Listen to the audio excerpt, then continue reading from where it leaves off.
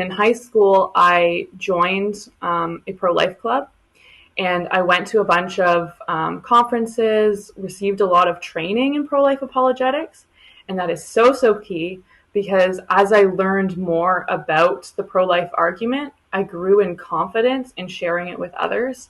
And so then I became, much more convicted that I had to act.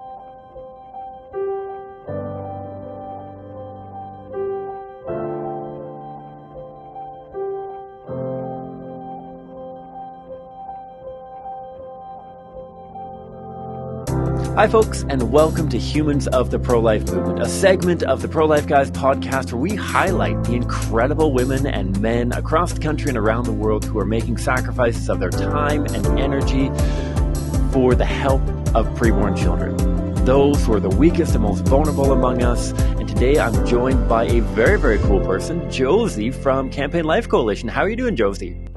I'm doing well. How are you doing, Cam? I cannot complain at all. We are in the midst of an internship here in Calgary. We have been getting our feet under us with all of these COVID precautions and restrictions and whatever, and we are cooking with fire now. So it's good to have you on the show. This is kind of cool because though I've met many of our other guests that we've had on the show, I don't think you and I have ever met. So this is a really cool opportunity for me to get to know a few more people in the pro-life movement as well. And so I was wondering if you could just kick us off by maybe sharing a little bit about yourself. First of all, Cam, I'd just like to thank you for the invite. It's definitely an honor to be on the podcast. I am from Oakville, Ontario. I'm 25 years old. I've been in the pro-life movement for a while, so a lot of my character and my interest and all of that has been formed accordingly. But if I had to choose, to specify some other things that are my interest too, I'm really into reading. I love swimming, so I'm happy it's summer right now. And I also majored in philosophy at the University of Waterloo. So I chose that major partially because I was very interested in defending the pro-life position. But I love talking about anything related to ethics, moral issues, really like a good debate. So I suppose it's fitting that I'm now in the pro-life movement because there's lots of good debates in that. Lots of good debates in the pro-life movement. I'm going to go off script here just for a quick second, and the audience knows I don't do this very often, but I love meeting other readers. I have become a big reader myself, and I'm going to put you on the spot right now. Give me your top 2 fiction and top 2 nonfiction books. I know I'm putting you on the spot right now, but I'm curious. What would you go with for fiction, nonfiction? See, when I say my interest is reading, like I'm prepared to be asked what my favorite book is, but now I have to choose 2 fiction and 2 nonfiction. Fiction, I have to say Harry Potter, the Harry Potter series. I don't know if that counts as 7 books or like one series, but a lot of good messages in there, a lot of heroism, and a lot of resisting corrupt authority, which is very relevant to what we do. If I had to choose a different book of fiction, I also like The Hunger Games. I'm not sure how that ties into the pro-life movement, but it's a good series. And nonfiction has to be the Bible, of course. Yes. I'm trying to think, I of course read a lot of nonfiction for school. If any stand out for me, honestly,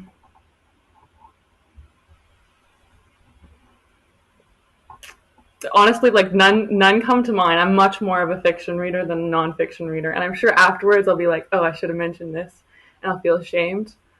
But yeah, that's what I'm gonna have to go with right now. All good. I absolutely put you on the spot for that. I apologize. I am always fascinated. I'm glad that you mentioned both Harry Potter and Hunger Games. Our other editor that I've mentioned on the show a few times, Attila, believe it or not, he actually did his master's thesis on the Hunger Games, which is pretty cool. Anyhow, let's get back on script. I apologize for the deviation. Tell me a little bit about, so you mentioned that you've been involved in the pro-life movement for quite a while. Tell me a little bit about how that kind of happened. Folks involved in the pro-life movement, is this something you got involved with in high school? Tell me a little bit about your journey towards the pro-life movement. Yeah. So I grew up in a family of six Catholic parents. So I was always pro-life. And in high school, I joined a pro-life club. And I went to a bunch of conferences, received a lot of training in pro-life apologetics. And that is so, so key because as I learned more about the pro-life argument, I grew in confidence in sharing it with others. And so then I became, much more convicted that I had to act. So I got involved first with my local pro-life organization, which is now called Halton Alive. And then that effort continued when I went to university, joined that pro-life club, started interning for Campaign Life Coalition too. And then I volunteered for a bunch of other pro-life organizations as well, done the 40 Days for Life campaign, done Life Chain. So it was a very natural, organic progression, simply, already having these values and then learning why they're so important. So yeah. Very cool. And I think that's so cool how there's more and more people who have a similar story to that this was handed on to them from their parents and that it was just a very natural transition into working in the movement. And as some of our audience might know, you're the youth coordinator for Campaign Life Coalition, arguably the largest and one of the most active pro-life organizations in Canada, not only on the pro-life issue, but pro-family and a gamut of other important issues going on in the contemporary culture war. And as you mentioned, you've been involved in lots of different campaigns, Life Chains, 40 Days for Life, not only participating in, but now directing the internship the Campaign Life Coalition does. And I wonder, from all of this experience in the pro-life movement, can you share maybe one or two memorable experiences that you've had that really stand out during your time in the movement? Sure. So one has to be the National March for Life. I first went when I was in grade 9, and it was incredible. And I still hear from so many pro-lifers who were similarly impacted by their experience at the March for Life, because you're so used to being like the one pro-lifer in your classroom who like dares to speak up on abortion. You feel so alone so much of the time. And it's such a different experience to be surrounded by thousands of other people who share your beliefs and share your passion. And I think it's just a really good opportunity to get rejuvenated and go so that you can return back to your community all the more invigorated. So definitely the March for Life. I mean, every march is special, but you always remember your first, And then I guess a second memorable experience would be a more recent one. And I've had plenty of experiences like it, but I think what makes it memorable is because it's very exemplary of the type of conversations you have doing Choice Chain with abortion victim photography. And it was this guy who, he actually walked away from the conversation still being pro-choice. But part of the reason why he had such a hard time accepting our position was because his relationship with his own children was broken. He felt like he had worked so hard for them and they still didn't appreciate him, that he'd failed, like he'd served as a provider for them, but he did not connect with them emotionally still. So this was a very, sad father. And he just opened up about his life, about his struggles. And honestly, like if you do pro-life activism long enough, you have all sorts of conversations. People reveal all sorts of things to you. Things that they don't talk about with anyone else. And it's really special, and it's such a privilege and an honor to be that person for them. But I feel like he at least walked away. He was talking about, volunteering at a youth center and being able to pass on some of his wisdom.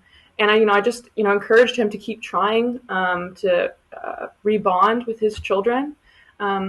So just, being able to provide someone hope, because that's, if they don't have hope in their own lives, they're not going to be able to care about the preborn. So yeah, it was just, one conversation of many that I've had. But it's just really meaningful, to be able to connect with someone on such an intimate level. And again, that's part of the beauty of pro-life activism. Yeah, and I'm so glad that you mentioned that. I'm sure that many of the people in the audience can relate to that, of how you start a conversation about abortion, and 10 minutes later you might be talking about their, like you said, their family struggles, past abortions, other challenges that they've encountered in their life. It's such a beautiful opportunity to meet the broken members of our culture. I mean, we're all broken people, but such a beautiful opportunity to speak life into the lives of the people that we encounter. And it blows my mind. I'm sure that you've experienced it on countless occasions as well. The number of people who finish a conversation and say, you know what, when I first saw your sign, I thought that I would hate your guts. But now that I've talked to you for 5, 10, 15 minutes, I actually think that you're a really nice person, that kind of thing. And I think it just speaks so much value into the absolute gems that we have here in the pro-life movement, people who care so much about people, not just preborn humans, but all humans in general. And so the last question we like to ask, Josie, is for somebody who might be watching this video, or somebody in general who is thinking about getting involved in the pro-life movement. They've never been actively involved before. Maybe they've listened to a talk. Maybe they've attended the rally, but never really acted on their conviction beyond that. What would you say to them to try to nudge them over the edge, to get them actively involved in having conversations and getting involved politically, or volunteering for their local pregnancy care center? What would you say to them to just nudge them into a little bit more activity and taking that first step towards helping us transform our culture? So I think one of the reasons why people don't get involved in the pro-life movement is because they think it's such a great responsibility, that they have to be responsible for changing people's hearts and minds. And if they aren't successful, then someone, might go and get an abortion, and they just rather remove themselves from that situation altogether. So I would respond with wisdom from Mother Teresa, actually, who says that we're not called upon to be successful, but to be faithful. So certainly, we try our best, and sometimes we have, great stories of people who do change their minds, who do decide to choose life instead. But that's not entirely in our control. All we have to do is put forward the truth as best as we know it and can convey it. And that's all that God ever asked us to do. And it's not like, there are millions of people rushing to be pro-life activists. That's our goal. But presently, we just need everyone. We're not in a position where we can be like, we don't need your help right now. We need as many people as possible to reach their own circles. So not to be afraid to just try. And the rest is in God's hands, Exactly. And God is sovereign. God is the one who changes hearts and draws people unto himself. And we're simply the tools that he uses at times to do that. And as you mentioned, we've seen beautiful testimonies and witnessed people who have come all the way. Often we're planting seeds and putting pebbles in shoes and whatever other metaphor you want to use for getting somebody to start thinking about the abortion issue. And that's what needs to happen. For so long, the abortion issue has been this cultural faux pas of just absolutely not socially acceptable at all. We just need more people to start having the conversation, because when people think about abortion, they very often come to reject abortion, regardless of whether you have all of the apologetics that you feel that you need, regardless of whether you read the latest apologetics book or latest talk from somebody like Stephanie Gray Connors or Scott Klusendorf or whomever it may be.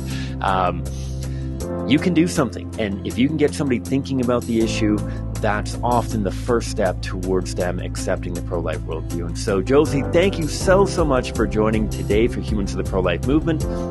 As I mentioned at the beginning, this is an initiative of the Pro-Life Guys podcast. Every Tuesday, we pump out episodes that are related to that apologetics component, how to have compelling and compassionate conversations about abortion. You can check out the other episodes of Humans of the Pro-Life Movement, and you can also check out our monthly roundup of important and interesting abortion-related news from around the world, talked about through a pro-life lens on The Pulse. You can find us on all your favorite podcast catchers or on our website at ProLifeGuys.com. You can find us on YouTube as well, the Pro-Life Guys podcast. Thanks again, Josie, and thank you all for tuning in today. I hope that the Lord may bless you wherever you are and at whatever time of day it is in your neck of the woods.